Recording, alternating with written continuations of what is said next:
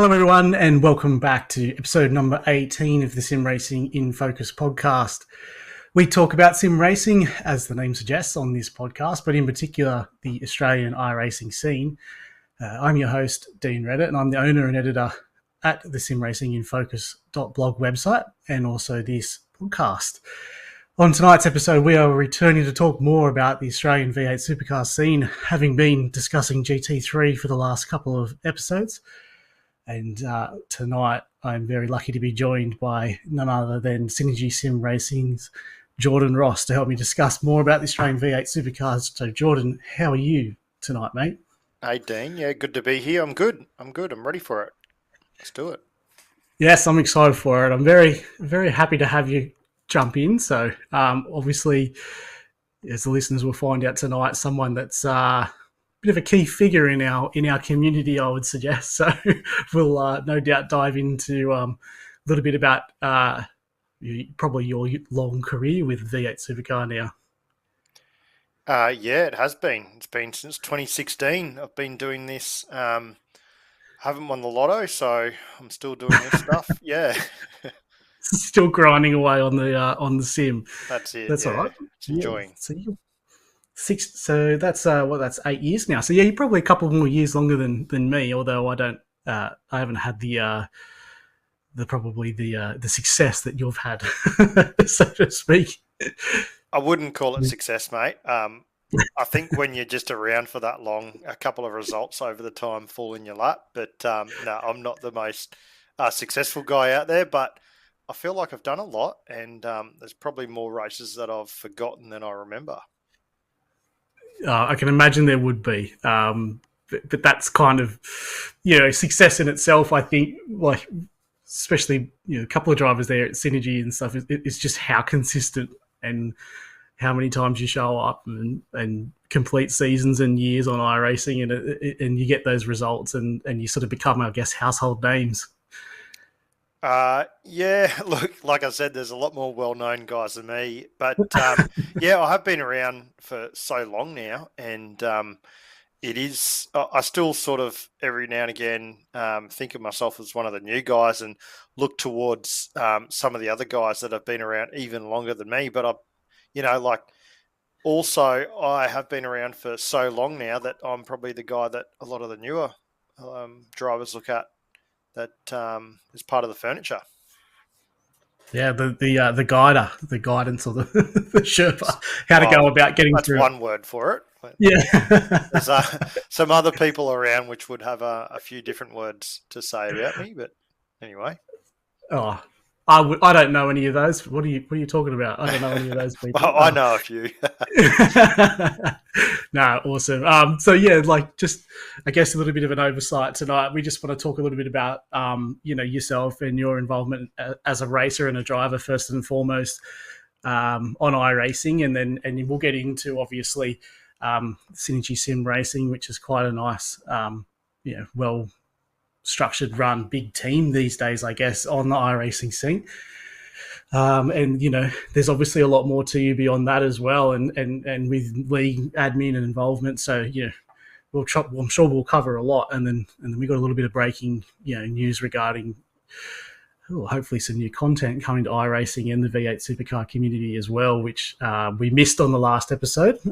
So be looking forward to getting your reaction to that as well. Yeah, sounds good.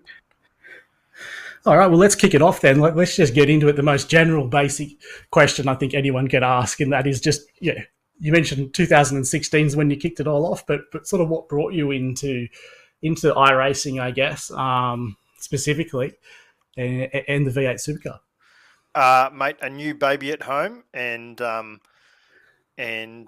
suppose you have to do the late night bottles and all that sort of stuff. So you got to stay up, and I got bored watching Netflix and stuff all late hours, and I walked into my mate's shop down at Works Racing, and he had a sim out the back, and I jumped on, and I was like, "How good is this thing?" A few days later, I had one arrive in about 1,000 bits at my house, and anyone that knows me knows that I'm totally hopeless with computers, but I managed somehow to put it all together and make it work.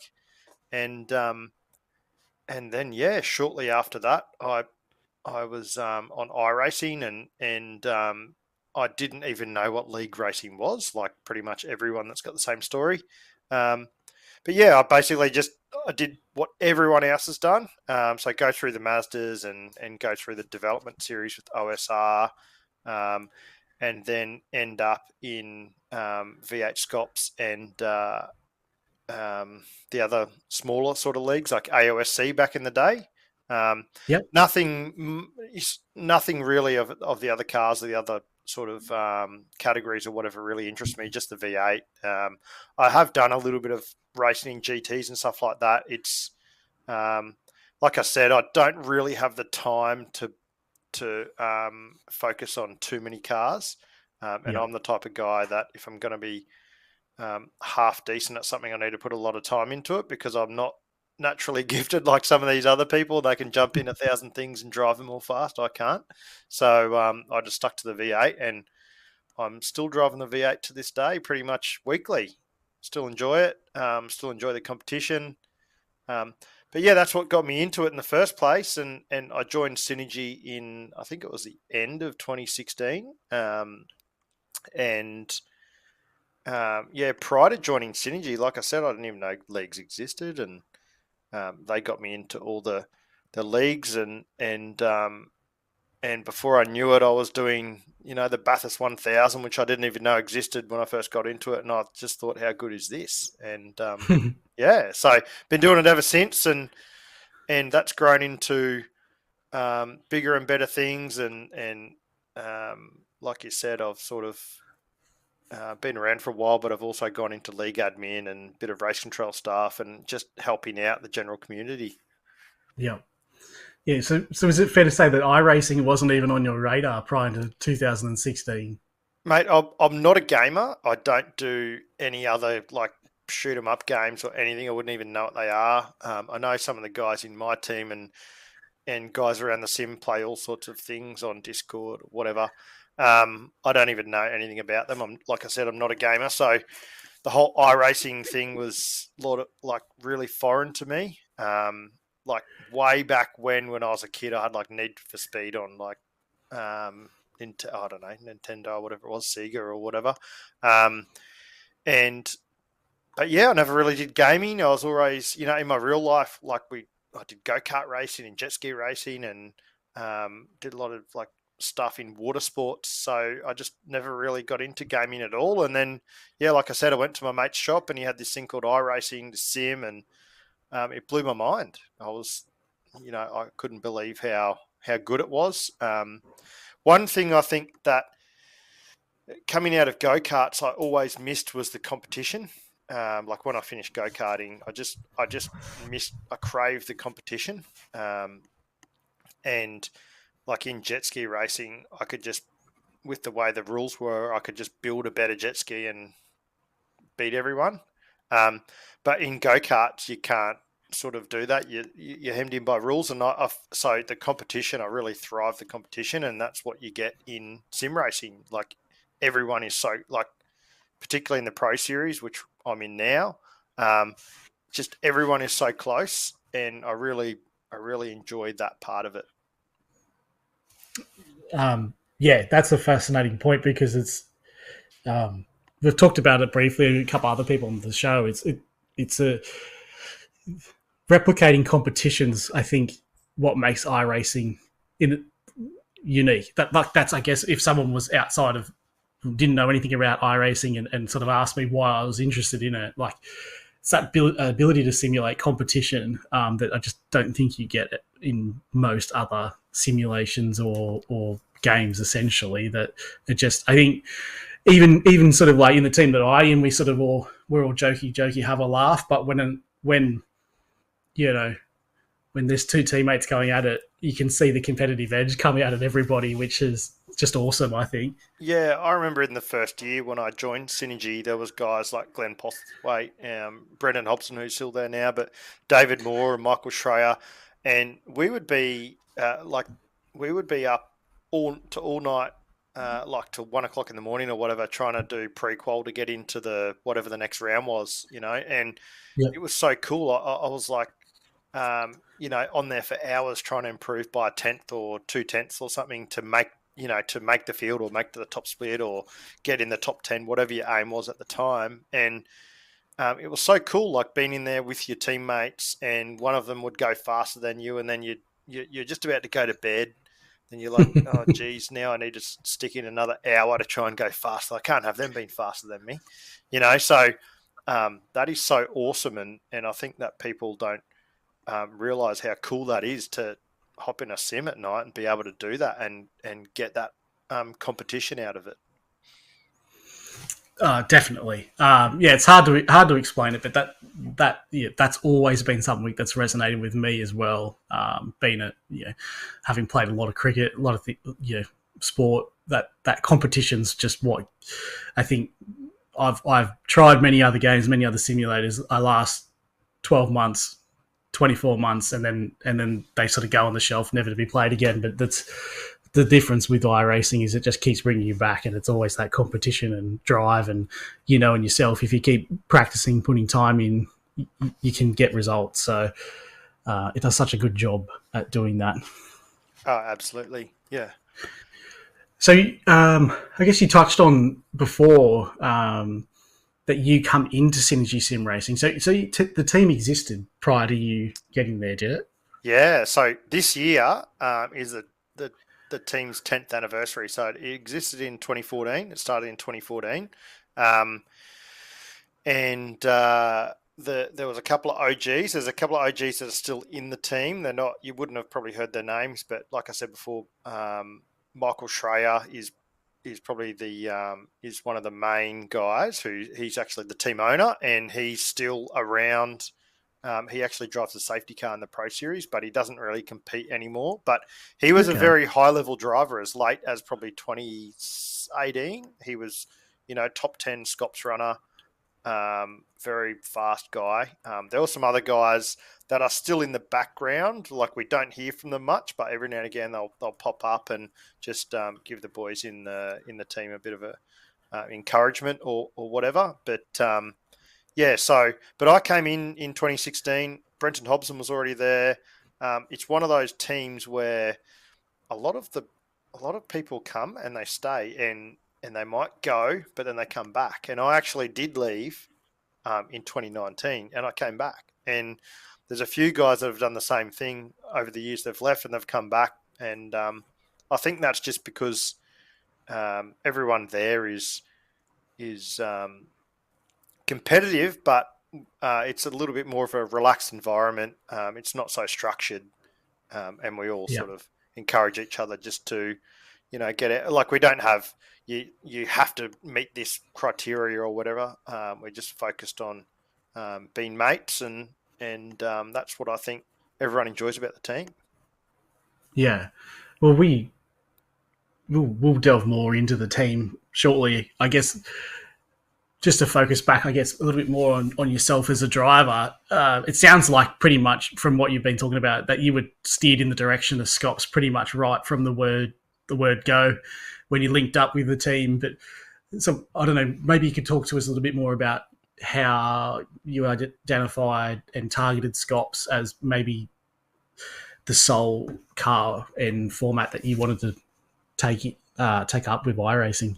Yeah, Scops at the time was definitely by far the strongest. It was the pinnacle of any supercar league in anywhere in the world. And OSR did a great job of nurturing from the OSR development, and then they had an OSR series, and then they had Scops. So you sort of you're kept in the sort of the OSR stable, and you sort of went right through with the V8s. We obviously, when I came into SSR, everyone was doing Scops because it was the pinnacle. It's where you went to test yourself against all of the best guys in the V8, and all of the best guys in the V8 were definitely there. You had way back then, you still had Jared Filsell and Madison Down, and all those sorts of guys were racing back then. And so if you wanted to, like I said, I crave that competition. So if you wanted that competition, you needed to go to Scops. I have no desire to go out and win a fourth or fifth tier league by 16 seconds. It doesn't interest me at all. You know, I want to be testing myself against the best guys. And yeah, that's why I sort of want to do the best leagues, you know, and that's, I think, why everyone wants to do the best leagues. Yeah. And then you've got, I guess you got that culture in the team that was that, you know, there was, I remember Glenn and certainly Hobbo, and you know, a lot of my early days was spent watching Scops, not participating, but I remember the names, and so like they're sort of helping you foster that, I guess, along the way as well. Yeah. So when you come in, you're like, I see it, you know, because I'm, I suppose, one of the old guys, seeing everyone, all the young guys come in, and they come in and they're fast, and I suppose I was not slow when I first came in. You know, I was sort of mid-pack and sort of got up into the top 10 of Scops pretty quickly. But you do all the dumb stuff and you push the passes and all that sort of stuff. And over time, like, I'm a slow learner, but over time, you start to figure it out that, you know, like you got to pick your battles and all that sort of stuff.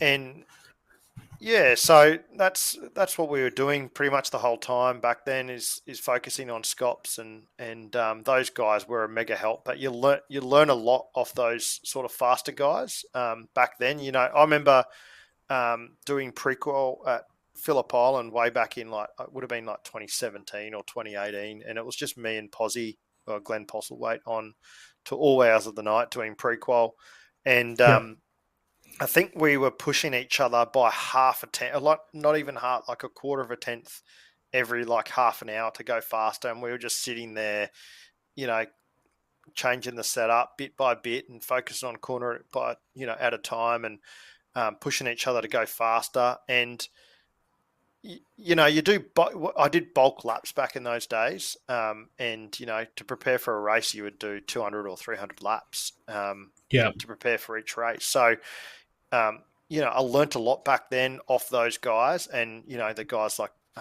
Brenton Hobson and all that sort of stuff. And that's sort of, I suppose now I'm that guy that has to do that with the other guys coming through in the team. Yeah. Would you sort of attribute like improvement in the V8 Supercar back then? Was it practice laps? Were you doing many officials on top of, say, you know, a Scops event as well to try and get better, or was it like a practice and team practice sessions that really got you up there?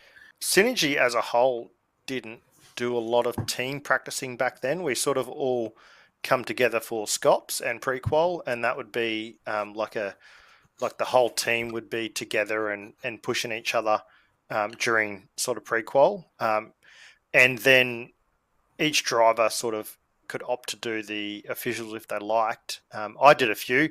It tended to be that if you were preparing for Scops and the official was the same track the week before or whatever, you would tend to do it. And particularly if you did Scops and you had a bad night and it was at the same track on the Monday night, because you'd race Scops on the Sunday night, you'd want to turn up on the Monday night and just have a good result to sort of cheer yourself up after having a bad Scops. So, yeah. But definitely like doing that racing, the sort of Scops and the officials back then definitely got me better. All the racing that you can do and all the laps that you can do in the V8 makes you better. And there's no substitute for doing laps, I don't think. Yeah, because I think it's probably back in those years, the Monday night official was probably, or the strength of field on a Monday night for the V8 Supercars was probably the next in line to Scops as far as competition was concerned. Was that fair to say, if you can remember? Yeah, it was pretty crazy. Like, I don't know what the strength of field was back then, but I mean, you'd turn up for a Monday night race and there'd be, you know, Burton and Madison and Phil Sell and Maloney and all these sorts of guys that are, you know, that are around now were there then, and you couldn't, you couldn't just turn up and win one. It was sort of like another Scops on the Monday night, so it was very hard. But there was some really good guys back then as well. There was Luke Harvey and Sam Blacklock and Dane Warren and all these sorts of guys were around doing the Monday nights, and also Scops back then. So there's been a few big names sort of on the Monday nights way back then. Yeah, because I think I remember hearing Madison talk on another podcast about how Scops was sort of born off the back of the Monday night officials. I'm not sure when that took place, but a little bit before my time. When the Monday night thing was the biggest, was probably a little bit. Probably I think it was like 14 or 15, something like that. But probably just a little bit before my time. Yeah, it's good to hear about, I guess, the history of it, because it's, as we'll get later on today, the current sort of climate's a little bit different with the official participation. But I've heard people talk about it, and certainly even my involvement with Monday nights has traditionally always been that's been a very good race to be a part of, especially when the current generation of supercars was released. There was quite often 3 to 4 splits on a Monday night in a single time slot, which is you're sort of not really, it's sort of unheard of now, unfortunately, really, isn't it? Yeah, I remember doing one official at like the 6:15 race or whatever it was, and I was like car number 4 or something, and it was like a decent field. And the next, like the 8:15 race, which is generally the Monday night main race where everyone come to play, I didn't even get in the top split. And it was a lot of the same guys that were in the last race were in this race, but I didn't even make it. That's how much stronger it got for the 8:15 race. It's crazy. Yeah. That was such a good. Yeah, like I said, I wasn't around for when it was probably at its peak, but even just when the new cars or the recent cars dropped, that was such a good time for the official races. It was earlier before you mentioned that you had moved away from Synergy at one point. Talk us through what that was like, because it seems from the outside like, and like you alluded to before, Synergy seems like a good.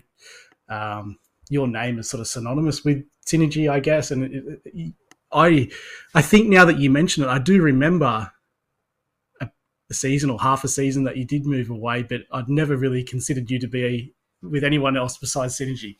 Yeah, I suppose at the end of 2018, I was sort of probably starting to hit my straps, and probably one of those guys that like at the time was sort of starting to, like, probably if you're another team manager starting to look around and go, oh, this guy's probably going to start to go okay, because I was getting a few sort of top 5 results and stuff like that here and there, and still pretty inconsistent, but I think maybe the signs were there. So Brenton O'Brien actually from ERT approached me, and he approached me probably 6 months earlier, and I was still happy at Synergy, and then I think it was towards the end of 2018. He said, "Oh, look, we're assembling this like mega team. We're going to have like Jared Filsell and I forget who it was. It was all these guys, and we've got like Dean Thrower, who's going to be the engineer, blah blah blah." And he goes, "I want you to drive with Jared in the Enduros next year in 2019." And I was like, who would turn down that at the time? And I was like, okay. So I went to ERT for 2019 and had some really good results at ERT, and had some embarrassing moments at ERT as well. It culminated in I think I had a really good round result at Mosport that year by memory, with ERT, and had a couple of really good runs at like Spa that year. I remember I was really strong at Spa, won the officials, the Monday night officials and stuff at Spa against Jared and all those guys. And then we end up winning Bathurst that year with ERT in the Scops 1000, so that was pretty cool. But at the end of that year, I was really sort of pretty homesick, I guess. And I sort of reached out to SSR, and I was like, I feel like an SSR driver. And that's sort of what I want to come back to. And yeah, so I came back, and it was funny at the same time as I left and went to ERT, Wayne Burke and Dean O'Brien left to go to somewhere. I can't remember where they went, but pretty much they seen, well, no, Wayne, like I came back to SSR, and then Wayne immediately joined come back to SSR. So it was sort of like this big reunion back at SSR for 2020. It was really cool. But yeah, I've been sim racing since 2016, and I've been in SSR the whole time except for the one season at ERT, which was great. But yeah, I'm an SSR guy. Yeah, and it goes back to that sort of competitive thing that we talked about, but also just you wouldn't believe that a simulator could give you a team environment as well. It's such a unique thing to have in a simulator or a game. It is, so, mate. ERT were awesome. Still get along with all the guys there, and yeah, it wasn't that ERT were bad in any way. That I mean, I got some mega results there. It was a good team environment, but I just seemed to thrive in synergy, and that's where I wanted to be. Very good. Yeah, we didn't manage to burn any bridges there, I don't think, because it seems like you're still in regular contact with Brenton. So we butt heads a little bit, but we're still on talking terms, so that's all right. Okay, so what about, I guess, so we know you're the driver in Synergy. What do you play a manager role or another role within Synergy now? More of a like a team manager or an admin type role?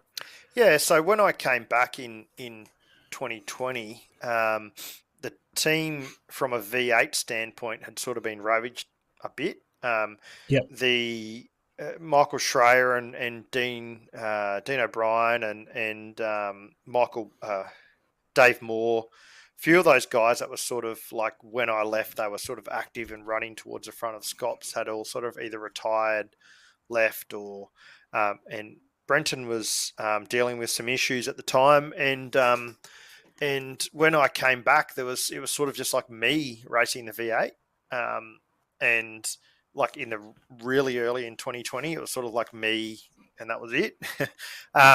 And yeah, I sort of spoke with the OGs at Synergy, and they said, look, just do whatever you want with the, like get whoever you want. Like we just want to be Synergy Sim Racing, and you know what that is. And so yeah, I think the first guy we recruited was Tom Freer. And once we got him on board, I got Kyle Stokes back to the team, and a couple of guys I'd had around me, earlier in like 2018 at Synergy, and things started to kick off. So, and from that point, I suppose you'd say I'm the manager of the V8 side, and sort of like an admin with other things in the team, alongside Hobbo. Probably myself and Hobbo does the bulk of everything with SSR, and probably I'm alongside him with a lot of the other stuff that we talk about, team management and all that sort of stuff. So, but yeah, in the background, Michael Schreier still is the team owner, and he pops in every night. Like he popped in before the race the other night and wished us all luck and hope we had a good night, which none of us did. But but yeah, he's still around, and he's still happy to see the team go good. So, but yeah, from when we got those guys back in the team, it obviously grew. We early in, I think 2020, we did sort of like a tech deal with HJR at the time, Henry James Racing, with like Loxton and Coxhead and stuff like that, and we did a bit of a tech alliance, which lasted sort of 6 months, and then from there, we sort of I was speaking to Jamie McKnight, and who's a good dude. We all know he's a good dude, and he was running United at the time, which had the likes of Harley Haber and Forza Nabi and Jared Filsell and lots of big, strong drivers in that team, but he was struggling to run it with his work commitments, and we agreed to take on basically the whole of United. And so the whole of United come under the Synergy banner, and then that's when that whole era in 2020 2 kicked off, I think, Yeah. and then we had all the big names, and we're We'll get yes, we won't gloss over that. We'll flesh that out a little bit more. But I just listening to you talk, it's probably important.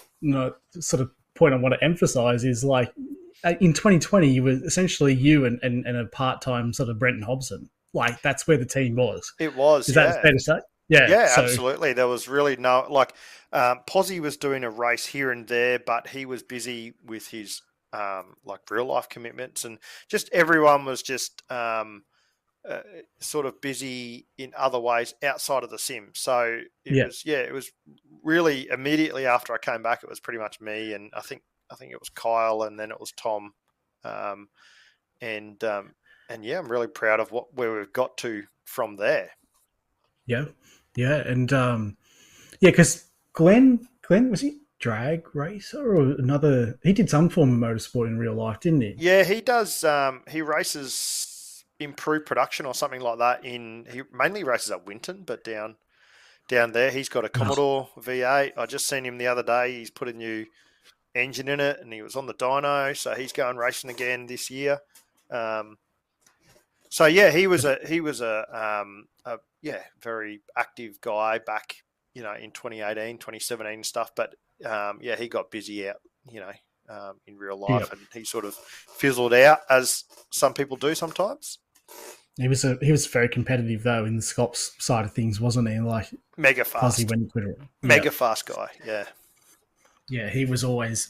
I remember his name. Obviously, because it's such a unique last name, but like he was always thereabouts around with Wayne Burke and the likes as well. Just sort of like that next tier of driver down from those those top 5 runners or top 6 runners. So but always capable of producing a result.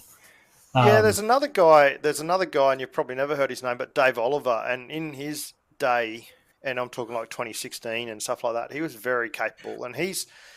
Like I said, with SSR, there's still guys around in the team that we speak to, pretty regularly, and they're still in the team. They're not active, but they're still in and around and wishing us luck and finding out how we're going and helping us out at times. He's another guy that's still in the team, Dave Oliver. Yep. Yeah, I don't remember Dave. I think he might have been a little bit before, but just a couple of interesting names there that, you feel like this day and age, if they turned up, they could still be right at the front if they wanted to be. Yeah. Okay. So we established that point that 2020 was sort of almost like a rebuilding phase. And in my mind, that big surge at the end of 2020 or 2021, when all those drivers come over to Synergy, we've seen it happen a couple of times to teams where they get this big injection of drivers, and obviously it catapults the team on a success level right to the front. So, you mentioned before you were talking to Jamie. So obviously that's where that move come about, is initially just talking with him, was it? Well, it was funny because I didn't envisage SSR being that team. That successful, like historically SSR has been somewhat successful, but not a TTR or one of those teams that's consistently winning week in, week out in like the premier V8 series.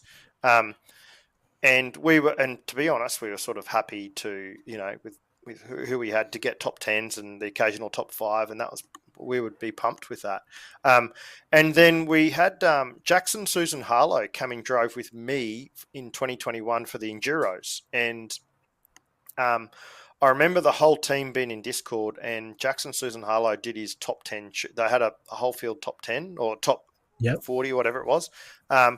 And he was the second last car to go out, and he put it on pole. The final car, I think, went out and pipped him. But at the time, the whole Discord lit up, and it was sort of like at that time I thought, actually, this team wants success. Do you know what I mean? Like, this team can actually, like, these guys in here have just seen that, no, actually, we can do it. Do you know what I mean? And so, then shortly after I got talking to Jamie McKnight. We'd always talked. We were at ERT together, and we'd still talk, today. And he was just struggling to run United at the time. He didn't have the time or energy to put into it. I'd always kept in contact with Jared and those sorts of guys, and we just put a deal together. And basically, the whole of United came under SSR umbrella in the end of 21, started 22. So of course, we had this huge injection of really good top line drivers straight away, and then that also culminated in the start of the Pro Series. So instantly, we had probably the strongest team on, in the sim racing community. Sort of, it wasn't overnight, but it felt like overnight. Yes.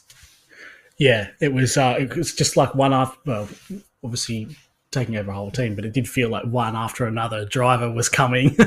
and obviously then there's other people that tack onto that as well that want to be a part of that success, I guess. Because we fast forward to now and I was just listening to your podcast over there at the Logitech G Pro, or the Paddock podcast, is it's known. Just listening to you talk about your driver combinations for the Enduros, there's like 20 odd guys there. So we've come a long way since 2021 when you had sort of yourself and a couple of part-time guys. So a lot of people jumped in during that successful period that are still there now. Yeah, well, we had during that period we had James Scott come across, and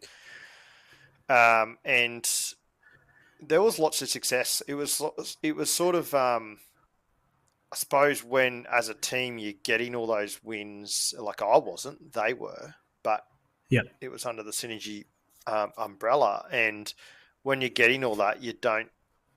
It's I don't know how to describe it, but I'm not doing it. They're doing it, but it's sort of like it's awesome for the team. But you don't appreciate it probably as much as what you would if you had nurtured someone the whole way through, if you know what I mean.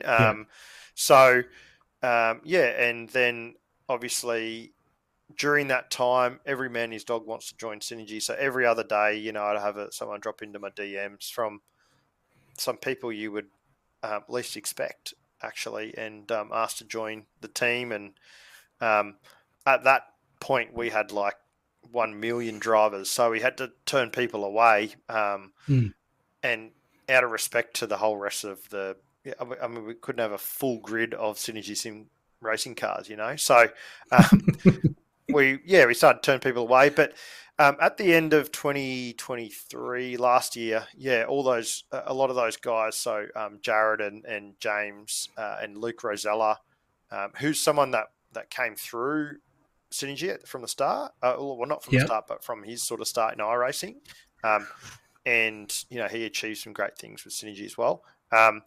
Anyway, those guys left and they've gone off and formed Lobs, and that's good for them. But so we've still got a really strong team, and it's sort of, I suppose you would say, it's sort of getting back to being SSR.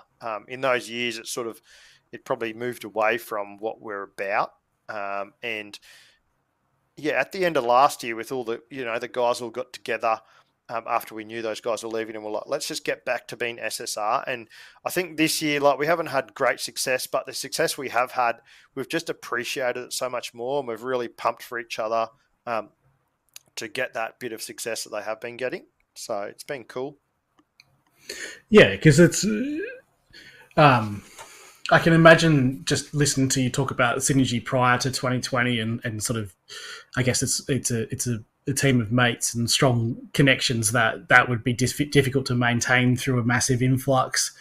But also just from your own point of view, managing, I guess, different levels of driver. And did you find that your elite guys would often look after themselves in terms of practice, or did you find you needed to do more managing than what you were used to and less driving, or how did that whole dynamic sort of fit in there?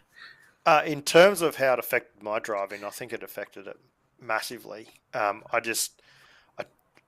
the end, I really just didn't have the energy to put into it to race myself, and like personally, on a personal level, I'm enjoying my racing so much more this year.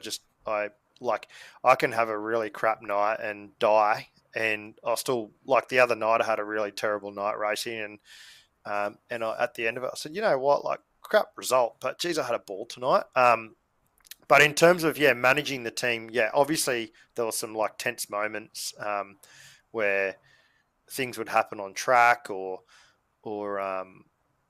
certain little things would happen within the team, and someone would make an accusation, just weird little things. And as the team leader, at the end of the day, you're the one that's got to make the call. And the people in the team or just team members can say things because they ultimately don't have to make their decision. Obviously at times you do have to speak to people and do things you don't want to do. You got to ask people at times, and you really don't want to do that, but the buck stops with you, so you just got to do it. So all those sorts of things weigh on you, and you don't think they will, but they do, and it makes you not want to be around it for sure. But like I said, now we're just sort of back to what Synergy Sim Racing was, and we're just really enjoying it. Like all of the guys there are really getting on, and like I said, we're really sharing each other's success this year, and we're not winning races every week, but we're definitely enjoying it a whole lot more as a team. Yeah, I think, well, when you get to that level, at the Logitech level, just being, I think it's sort of getting a little bit of that prestige about it now, where just being inside that top 10, you know that you're... Mate, a top 10 in Pro Series is like... pretty phenomenal. Yeah. It's nuts, yeah. All of these guys are just... It's so competitive. I remember hopping out of one of the races earlier this year, and I was saying to the guys on the team, I'm like, I can't believe that race was nuts. Every lap was a qualifying lap, and it was for like 13th or something. You know what I mean? Like it was for nowhere. You're less than a tenth off the bumper. Yeah, of the car in front, and there's someone up the back of you as well. It was just so tense. And then the next race was like that, and then the next race was like that. Yeah, and it's just all like that. You know what I mean? It's so close now. And when you think back to like peak Scops in like 2016 or 2018 or whatever, even if you look at a pre-qual timesheet, the top 40, it wasn't like, it seemed close at the time, but it wasn't that close. Like when you have a look at qualifying now, like how good every single person is in the field, there might be half a second or 7/10 for the entire field in qualifying. And so you can have someone like Madison Down, who's a champion and a race winner, qualify behind you in 20th. Do you know what I mean? Like I don't think I've ever won the race last week. I don't think I've ever seen Madison qualify in 17th. I think it was the Jerez round. Like it was, but that's just how close it is. Like if you're just off, and you just whatever, you're off that night, and I'm off every night for qualifying, but in the race I seem to go all right. But like if you're just off a little bit, you're down the field, and it's not, you don't just come through. You don't just come through like you might have once upon a time. You're sort of stuck back there for the whole rest of the night. I remember racing one race earlier in the season, and I was racing so hard all night, and I felt like I went up and down with the pit strategy and all that sort of stuff. And at the wash up, I like made one position over the whole night, and I didn't put a foot wrong, and I was driving, like it's just nuts. So. Yeah, so much emphasis on the qualifying. That it's good to see that level. I've certainly enjoyed. I haven't caught up with the last couple of rounds of Logitech, but seeing them drivers at that level, and that's why I sort of was thinking about from a team management point of view. You've got your tight nucleus team there, and then you've got these guys that come in, and they're really, you guys like Jared and that are really. Really operating almost semi-professionally and professionally. Yeah, what you said before is probably on the mark a bit. You do get those guys And it's not that they are trying to exclude other guys or whatever in their practice schedule or whatever, but because they're on such a high level with what they are doing, they just really don't need the distraction. They get more out No. of their practice to have other guys like them around them. So, by someone that like they're running top 5. So by having someone in practicing with them that's half a second off them and running mid-20s or late 20s, it's not beneficial to sort of anyone in that thing. Yeah. So there is this natural pull apart in the team over time, and that's why probably the lobs, the lobs thing at the moment, they're all fast guys, so they're all going to benefit working with each other. They're not going to, and with the synergy group, we're all pretty close as well. So it's sort of, I think you've seen it in real supercars with like Nick Percat was at WAU. He was hopeless, and they got in Ryan Wood, and they're killing it. And Percat went to MSR, and now they're killing it. And it just worked for everyone. And I think that's what from SSR, that's how we feel. Well, that's worked for them, but it's also worked for us. The whole change of dynamic and stuff. Yeah, it's just it's not to highlight that it's the right or wrong way to go about it. Like I think about it. The only comparison that I can make is from the cricketing point of view. Like you're in a team, but you're also an individual at the end of the day as well. Like, for example, I was a batsman in cricket, and if I felt like, my promotion to first grade was on the line 1 week or whatever it be, if there was a run out, if I was involved in a run out, I was always going to make sure it was the other person that got run out. Like I wasn't going to, you know what I mean? Like you got to do what you got to do at the end of the day so that you can have your success as well. But it's such an interesting, and you wouldn't think you would get that in iRacing or a simulator, but it's obviously very much there. Like it's that competitive mentality where, your teammates, and you see it in real racing, even just as recently in the F1 with Lando and Oscar. At the end of the day, there's a lot of people that can understand, hey, if Lando had to make the decision that he wasn't going to hand that position back, people could understand it because you got to do what you got to do to, A, win the championship, or B, make sure that you're prepared as best you can each round. Yeah, and another thing is like personalities. Like, you can't, just because people are fast, like you can get all these fast guys in your team or whatever, but there's personalities that just will clash or whatever, and it just doesn't all gel together. And it's not that no one's trying or that both parties don't want it to work. It's just that it just doesn't work because they're just on different wavelengths. So. But that's what we've really focused on, and that's what I was talking about before about just being SSR. We just want to have SSR guys, and the guys that we've got now, we really like I said, we really enjoy each other's success and company, and we have fun. Like we have fun in our Discord, and we don't, we at the end of the day, it is sim racing, and we're here because we love it, and it's we don't want it to be something that consumes us outside of the sim. Yeah. Yes. You can leave it on the track. Yeah. But yeah, good. We'll change tack a little bit here because the other thing I wanted to talk to you about in regards to synergy is just, I guess, your relationship with Hobbo. I think most people listening in will know Hobbo as the streamer, but he obviously helps you out a lot behind the scenes there with managing the V8 team as well. So,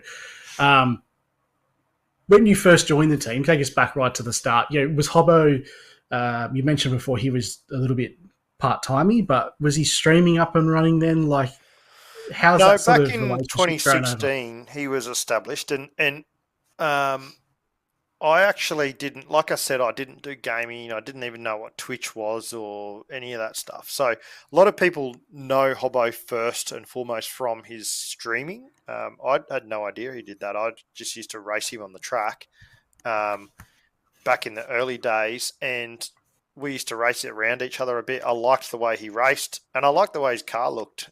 I liked the Sim Racing page. So I always thought they looked the best cars. Still do. Yeah.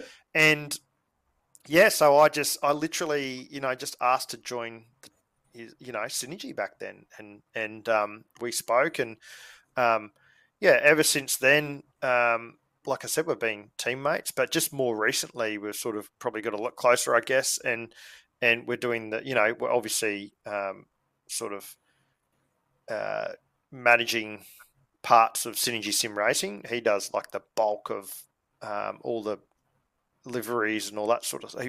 Well, he does all the liveries. Like, he does so much work in Synergy, but not only Synergy in the Pro Series. He does so much work that no one even knows. Yeah.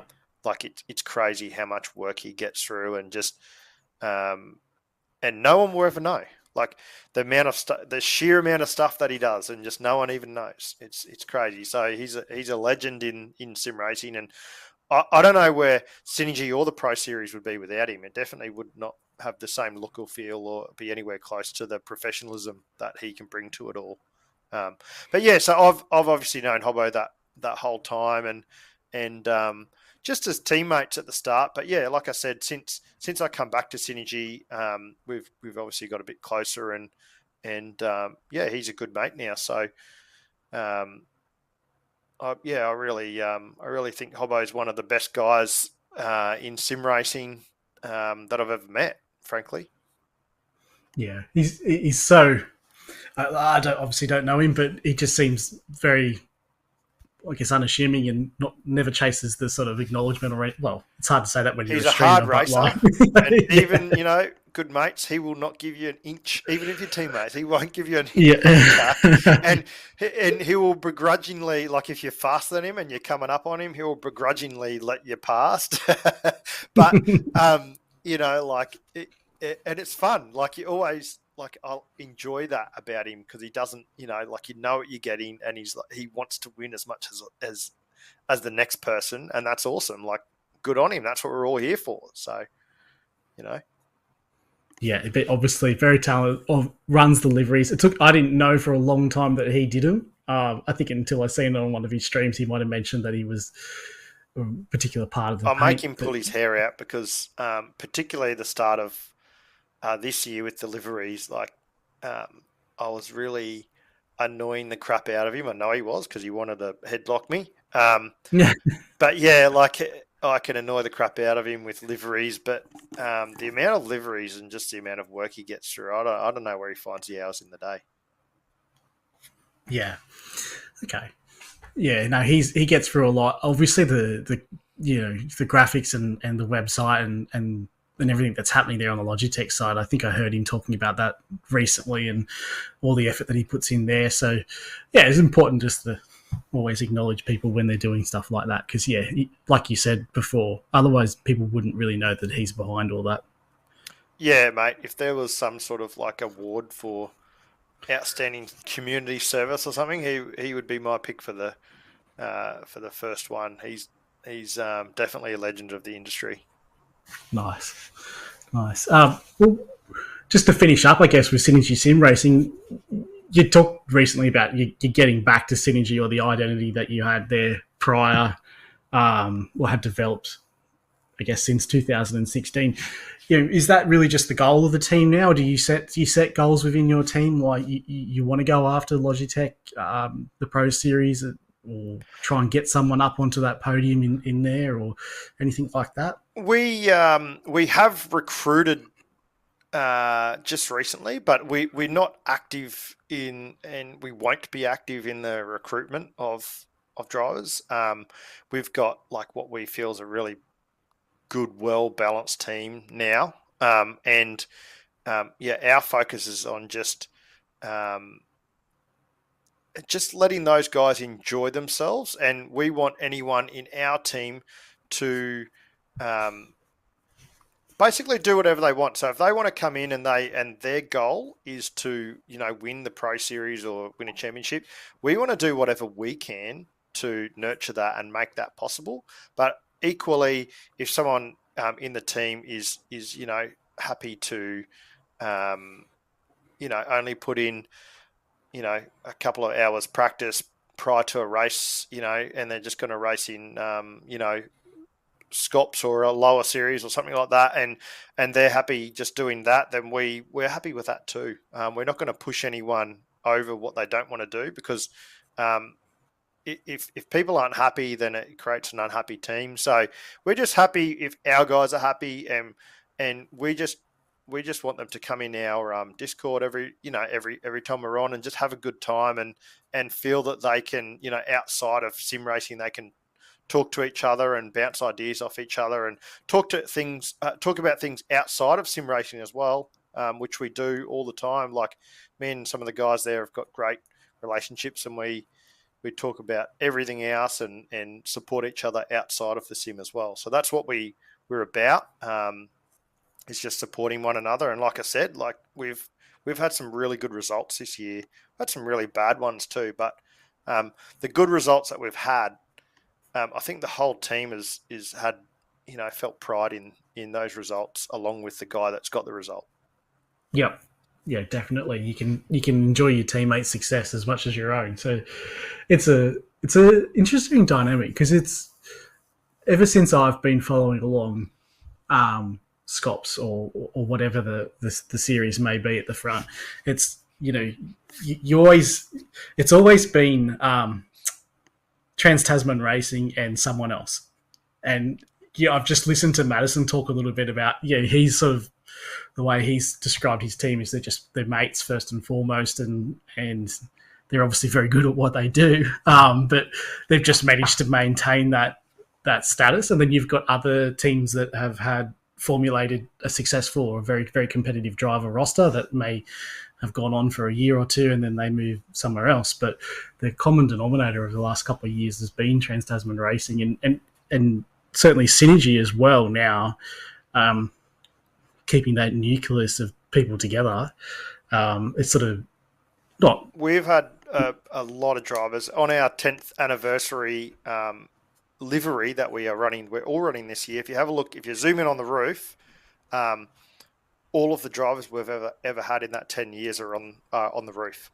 And we've got to add the new drivers from this year. But definitely TTR have been just a powerhouse in the V8 since they came in into the V8 back, I think 10 years ago as well, maybe even longer, 12 years or something ago.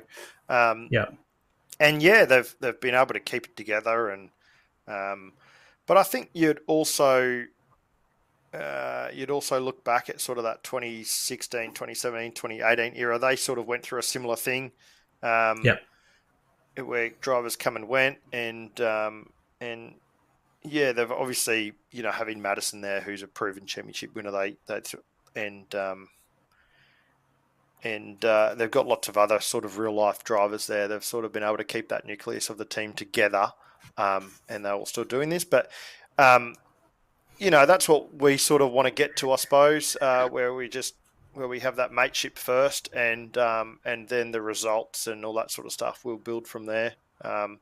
We've got some really exciting guys sort of coming through, and not everyone sort of pays attention to certain people because they might not be featuring, like on the podium or doing interviews week in, week out because they're, winning races or whatever. But in the team, we can see certain people bubbling along and how their progress is going. And we've got a couple of guys that really excite us. So we're looking forward to the next couple of years.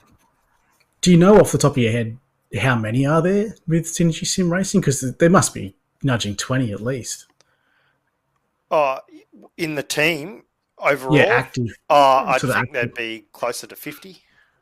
I don't know what the actual number is. I was just off a little bit, But active members, like in the V8, we've probably got, I'd say around 15.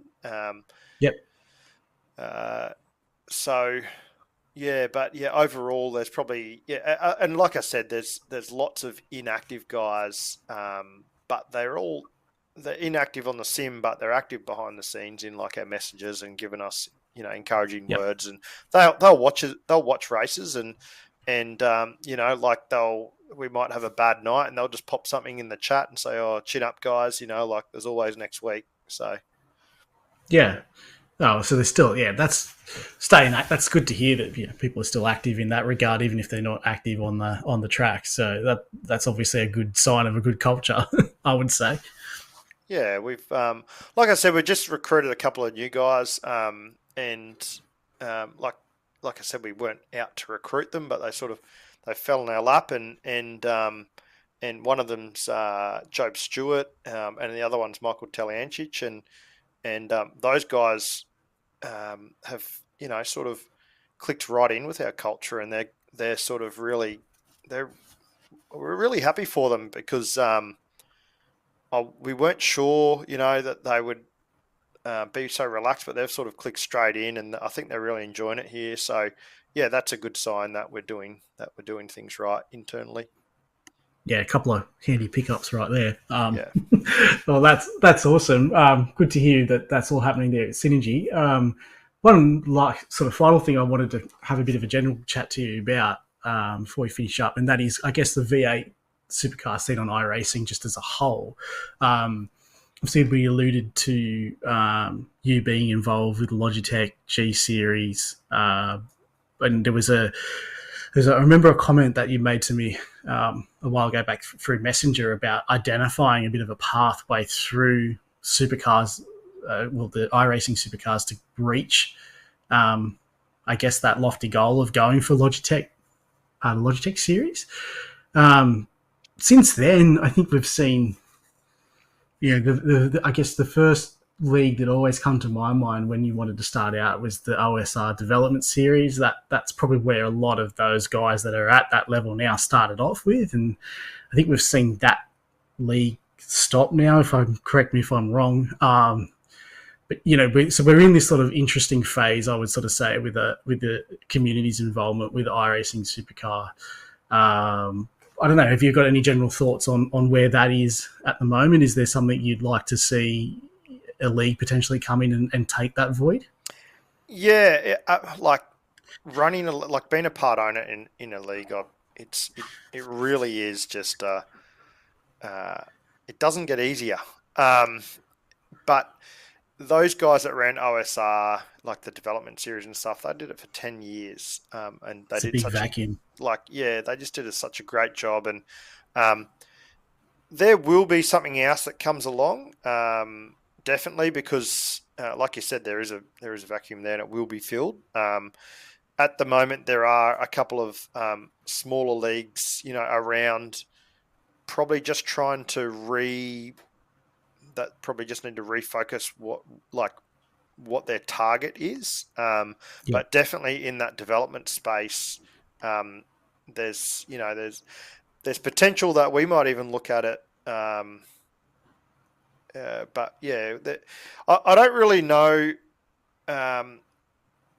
if it will be filled before the end of the year, but I think going into next year, that landscape will be a lot clearer. Going forward into next year. I'm not sure what will happen for the rest of this year, though. Yeah, that was obviously, when they handed Scops over to AOG, that was my first reaction was, oh no, what's happening with the development series? Because that was just as popular as Scops, I suppose, there for a long time, in terms of, for people that, most people, I think, will find the Scops stream online and then go, I want to be in on that, and then they start through the development series. So we sort of lost that connection a little bit there, didn't we, in terms of new people in? There are other leagues about. There's, the vet series is just going gangbusters. It really is. But you got to be 40 to get in. So I'm eligible in a couple of months, which is awesome.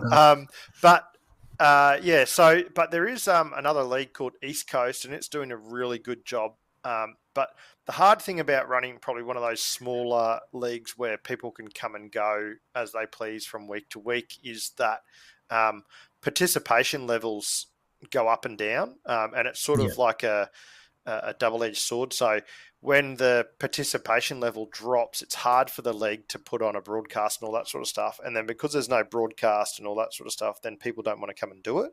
So, people are just got to get out and support those smaller leagues, those week-to-week leagues. And, if they want them to be around, they've just got to get out and support them a bit more. And we try and enter every season, East Coast, we try and enter as many SSR cars as we can. We might not be able to race each and every week, all of us, but we try and support it as much as we can.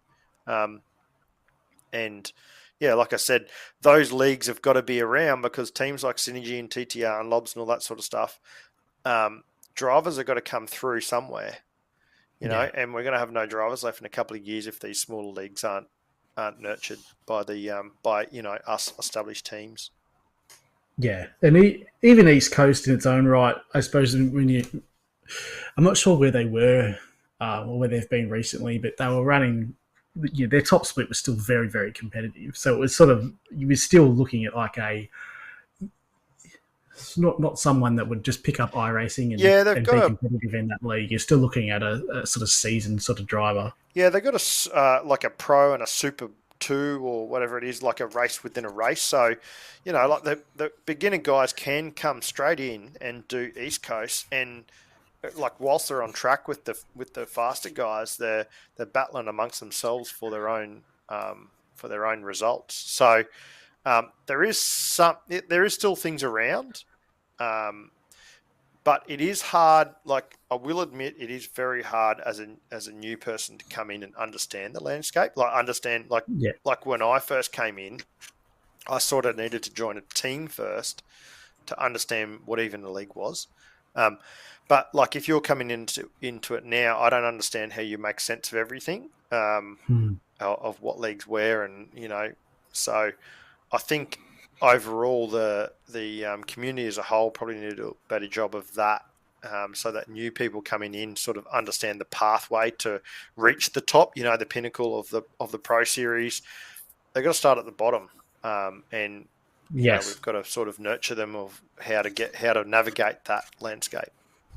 Because, certainly in my experience coming across drivers and stuff, they often get dragged into iRacing. Like I said, might be from a Scots broadcast. They want to race the V8 Supercar, and then you get onto iRacing, and you realise how difficult task that is, and they either drop off or they then go to GT3 or something that's a little bit more at least digestible in the first instance.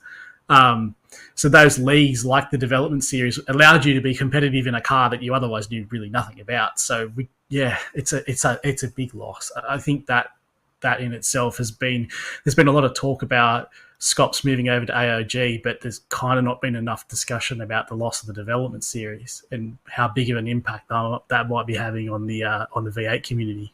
Yeah, like I said, Mike and Simon and the OSR guys did that for 10 years, and that's a hell of an innings, really. So good on them. But yeah, we're going to have to sort of, as probably a community, like try and focus on that and try and come up with a solution so that the new guys don't get lost to GTs or going and racing something, or even another sim.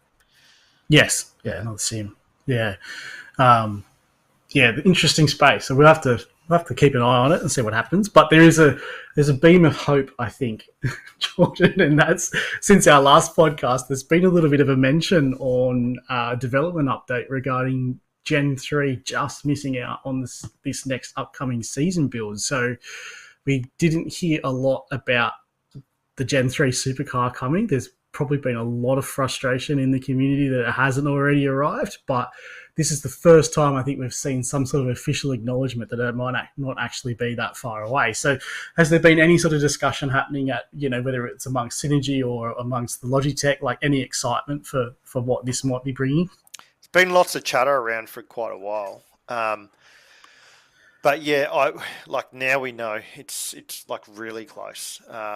So we expect it basically after the end of the season. So we expect it, towards the end of this year. And that will definitely just make the participation numbers in all V8 leagues just explode for a little bit of time, I think, like it always does when there's a new V8 come out. So we're all looking forward to it, but I think everyone's like looking forward to it, but a little bit nervous because the current cars, even though we all love it and we all drive it, it's probably we probably enjoy the old VFs and the FGs better to drive. Yep. So I think everyone's a little bit nervous of how this new one's actually going to drive, and what tyre model and stuff it's going to have. So we'll see when it gets here. But yeah, definitely, my preference is that we get to end this season of the Pro Series with this current car, because once we do all get that new car, we're all going to have to put in literally thousands of laps to figure it out if we want to roll up next year and be competitive. Yeah, because fundamentally, it's a lot different car in real life, isn't it? Like comparing the, oh my god, the Mustang and the and the Holden. So I listened to an Apex Hunters podcast the other day, and they had Shane Van Gisbergen on talking about the old car versus the new car, and he was talking about the old Gen3 car, which is what we got, and he was saying how much better that was to drive as a car compared to the new one, because the new one, this, that, and the next thing, but mainly the tyres. So I think everyone's a little bit nervous. We all want the new car, but we just hope that it's like what Shane was saying. You have to drive the thing around at 40%, 50%. Yeah, like the majority of the race. We don't want to do that. Like I said before, earlier in this pod, I hopped out a couple of those races earlier in the year and just qualifying lap after lap. That's what you want to do, and that's awesome. Yeah. But yeah, so we're all a little bit nervous, I guess, that we don't want to be driving around at 50% for a majority of the race, and but we'll see. I don't think we'll do that. I think we'll be able to drive it flat out. Yeah, I remember when the current cars released, there was a period of grace there, wasn't there, where we were seeing sort of 2-minute flats around Bathurst, and the cars were just awesome to drive, and they probably mirrored more what the older FG and VF like to drive now, back when they first launched. So there was a period when they first launched, and I was actually in Thailand, and I think it launched in December or something. And everyone back home was messaging, "Oh my god, these things are amazing to drive. Wait till you get back. These things are just the best thing to drive." And by the time I got back, they changed the tyre model, and it was a turd to drive straight up. And everyone was like, "Oh my god!" 2 weeks ago, this thing was so good to drive. And they just nerfed the crap out of it. Yeah, that's right. Because I remember two things. I remember people sort of jumping on the community forums or whatever, and posting someone's ridiculous lap time around Bathurst, because that's what we do. We get a new car, we go to Bathurst, everyone puts up hosted sessions, and people are just doing laps. And the other thing was the curb strike rollovers that it got launched with. I don't know if you remember that, but that everywhere. Yeah. Final quarter at Bathurst, grip rolling. Yep. You just had to touch that, and you'd be over the fence. Yep. So hopefully we avoid that in the new car. Well, but there's a bit of history there, so we'll find out.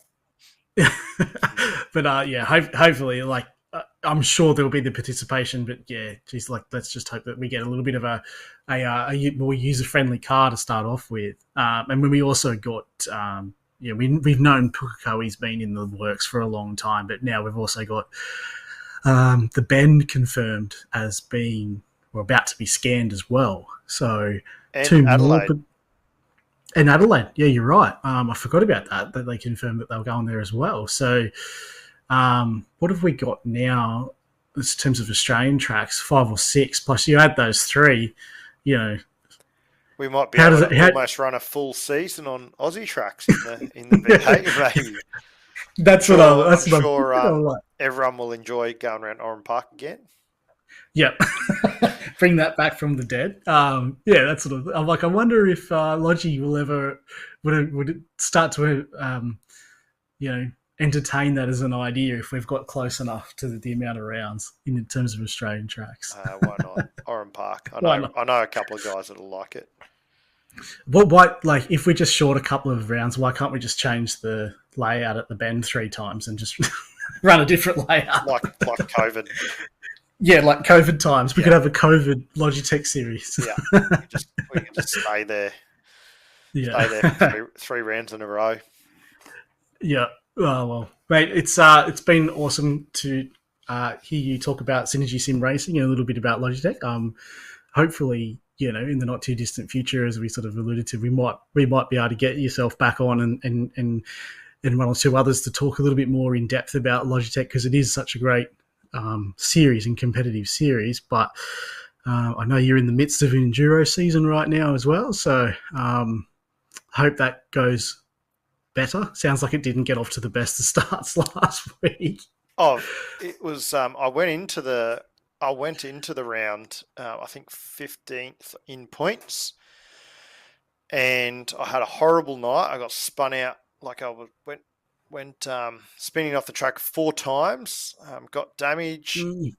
All sorts of stuff happened, and then at the end of the round, I was 12th in the championship. So.